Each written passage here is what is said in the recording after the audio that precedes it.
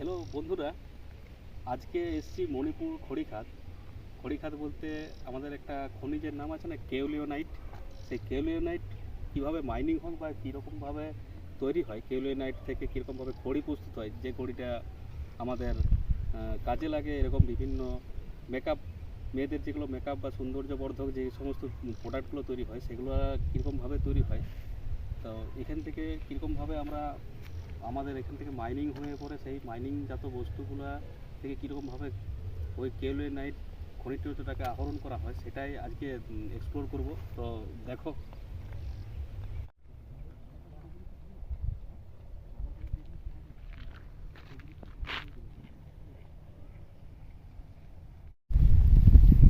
আমি এখন যে জায়গাটাতে রয়েছি, এইখানের এই যে মাটিটা, এই মাটিটাতে কেওলিনাইট মিশে আছে আর কি, খড়ি মিশে আছে। এই খড়িটা তৈরি সম্পর্কে একটা ইতিহাস আছে।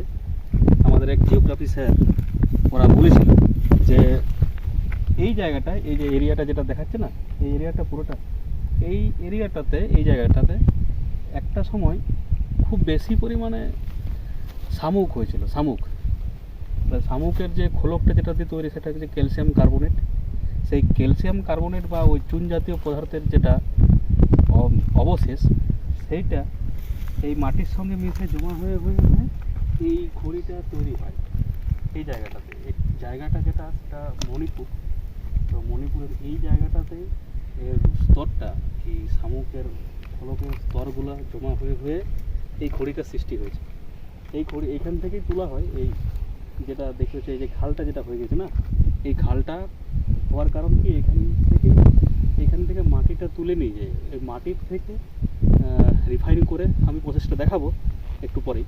তো রিফাইন করে তারপরে খড়িটা প্রস্তুত করা হয়। এই মাটি, এই যে আমি যেটা নিয়েছি, এই মাটিটাকে নিয়ে যে এটার মধ্য থেকে যে কেওলিনাইটটা আছে বা ওই যে খড়িটা আছে, সেই খড়িটাকে আলাদা করা হয়। ঠিক আছে, গ্রাইন্ডিংয়ের মাধ্যমে আলাদা করে সেটাকে খড়িটাকে বের করে নেওয়া হয়। সেই খড়িটা বিক্রি হয়, এই মাটিটা বিক্রি হয় না, খড়িটা বিক্রি হয়। মাটিটাকে রিফাইন করে মাটিটার থেকে এটা বের করে তারপরে রিফাইন করা হয়। ঠিক আছে, তো দেখি জায়গাটা একটু দেখো ভালো করে। এই জায়গাটা যে কেওলিনাইটের স্তরটা বলছিলাম, বা এই যে খড়ির স্তরটা বলছিলাম, এই যতটা দেখা যাবে, এই খাদটা যতটা দেখা যাবে, দেখো পুরোটাই দেখো সাদা সাদা। এই যে ভাগটা রয়েছে, যেটা রয়েছে সাদা সাদা, যে ভাগটা রয়েছে, এই সাদা সাদা এই ভাগটাই আসলে ওই খড়িটা। এইগুলোকে নিয়ে যাওয়া হবে ওই যেখানে গ্রাইন্ডিং করা হয়, সেখানকে নিয়ে যেয়ে গ্রাইন্ডিং করে মানে অবশিষ্ট অংশগুলো ফেলে দিয়ে মেন যেটা অংশ, সেটাকে বের করা হবে। সেই প্রসেসটা অবশ্যই দেখাবো। আগে এগুলো দেখো যে কোন কোন জায়গার থেকে এগুলো হয়। এই জায়গাটা এই কারণে বিখ্যাত যে খড়ির সঞ্চয় আছে। ঠিক আছে, শালটার, এই শালটার একটা বিশেষ বৈশিষ্ট্য কি না, জায়গাটাতে খুব ধস নামে। তার একটা উদাহরণ আমি যদি দেখি, এই জায়গাটা, এই জায়গা থেকে ধস নেমে, দেখো ওই ধস নামার পরে ওইটা হয়েছে। তাই এই জায়গায় আসার সময় যদি কেউ আসো, মণিপুরের এই জায়গাটাতে যদি কেউ আসো, তাহলে সেক্ষেত্রে একটা সাবধানতা খুব অবলম্বন করবে। সেটা কি না, খুব ধারে যাওয়া চলবে না, কেননা একটু ফাটল থাকে, এনি টাইম একটা বিপদ হতে পারে। তাই একটু ধার থেকে না, একটু সাবধানে কাজটা করাই ভালো। এটা ফাটল থাকে, ফাটল সৃষ্টিও হয়। হ্যাঁ, এরকমভাবে হয়, চাই নামে। হ্যাঁ, এখানকার স্থানীয় লোকরা এটা বারণ করে, যারা এক্সপ্লোর করতে আসে বা যারা এখানে ঘুরতে আসে, তাদেরকে একটা সচেতনতা বা সাবধানতা থাকাই ভালো। যে খুব ধারের জায়গাটাতে একটু ভালো করে লক্ষ্য করো, এই জায়গাটাতে যে ফাটলটা আছে, যদি খুব ধারে এইরকম জায়গাতে যাওয়া যায়, তাহলে সেটা ধস নামতে পারে বা ছেড়ে যেতে পারে। প্রায় ধস নামে বর্ষাকালে হলে, সেরকম সময়টাতে।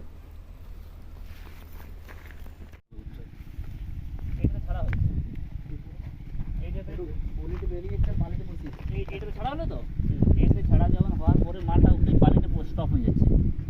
বালিটা এই ভুলুকে খোলা হচ্ছে, এই ভুলুকটাতে হচ্ছে সেই নততলের মতন কাজ করছে। পাহাড়ের উঠতে উঠতে সোজা উঠতে উঠে যায় না, নততলের মতন কাজ করে। এইটাতে ঘুরি ঘুরি ঘুরি ঘুরি যে বালিটা স্টপ হচ্ছে, ওখানে একটা চেম্বার আছে। বালিতে স্টপ হচ্ছে, ওখানে একটা চেম্বার আছে। দিয়ে এইটাতে খোলা হয়েছে, দিয়ে বড় চেম্বারে পড়ছে মালটা। হুম। বড় চেম্বারে পড়ার পরে যখন ভর্তি হচ্ছে পাইপ, ওই ওই যে ফুটো আছে নিচে দিকে সাইডে, ওই ফুটাতে জলটা বাইরে বাইপাসে করা হচ্ছে, মালটা ফেনে যাচ্ছে সকালে, সকাল বা খোলা হচ্ছে। দিয়ে সেই মালগুলোকে নিয়ে আসা হচ্ছে ছোটো চেম্বারে, এই চেম্বারে। এই চেম্বারে যখন দেওয়া হচ্ছে তখন এটা বুলু মাখা হচ্ছে। মালটা যখন বতর হচ্ছে তখন ধামাতে করে বালতিতে করে কুড়িয়ে লেবারে ওগুলো তো বড়ি দেওয়া হচ্ছে লেবারে। এইখানে আসল মাল এই মালটা তুলছে ওইখানে, মানে রোদের উপরে নির্ভর, আবহাওয়ার উপরে। দিয়ে এই মালটা ওইখানে স্টপ হওয়ার পরে দেখলাম বেশ বুলু দিবার বতর হয়ে গেছে। তোমার হাতে লাগলে তুমি একটা বালি পাবে না, মালটা রিফাইন হয়েছে। এইখানে বালি জমা হয়ে যাচ্ছে তো, যা মাল এখানে পড়ছে বালি তো তলের উপরে। আমি দেখেছি, কিন্তু প্রসেসটা না এখন যে বন্ধ থাকবে আমি এটা ভাবিনি। বন্ধ আছে। আমি ভাবলাম যে আজকে হয়তো থাকবে খোলা, ধান কাটার জন্য যে এই প্রসেসটাই বন্ধ থাকবে। কোনো একটা জায়গায় ওইদিকেও দেখলাম হচ্ছে না, না কোনো দিকে হয় কোনো দিকে এখন হয় না। একটা দুটো তিনটে চারটে পাঁচটা ছটা সাতটা আটটা নটা আছে বাসার আমাদের। তাহলে সব মুসলমানরা দিদি 3 থেকে 4 আনা বস্তা কিনতে হবে। এটা সব 25 কেজির বস্তা হবে, কাঁটা হবে কম্পিউটার কাটা, কম্পিউটার কাটা হবে। যে মাটিটা তোলা হলো তার থেকে এইগুলো প্রস্তুত হয়, যে যে সকল পদ্ধতিতে এগুলো তৈরি হয় তা এইগুলো দেখতে পাচ্ছ তোমরা। এই মাটিটা, এই যে জিনিসগুলো যেগুলো রয়েছে, যেগুলো হাতে দেওয়া হয়, এগুলো এক ব্যক্তি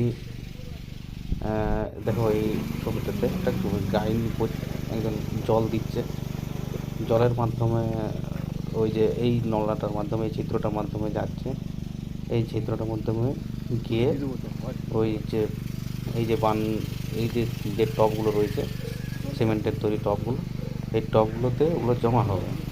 জমা হওয়ার পরে ওই যেটা থিতিয়ে পড়লো আর কি, ওই যেটা খড়ির স্তরটা, সেটা বালতি বা কোনো ধামার মাধ্যমে তুলে নিয়ে গিয়ে সেটাকে হাতে করে আবার বড়ির মতন করে দেবে। ওইদিকে যে বড়িগুলো দেওয়া রয়েছে না, ওই বড়িগুলোতে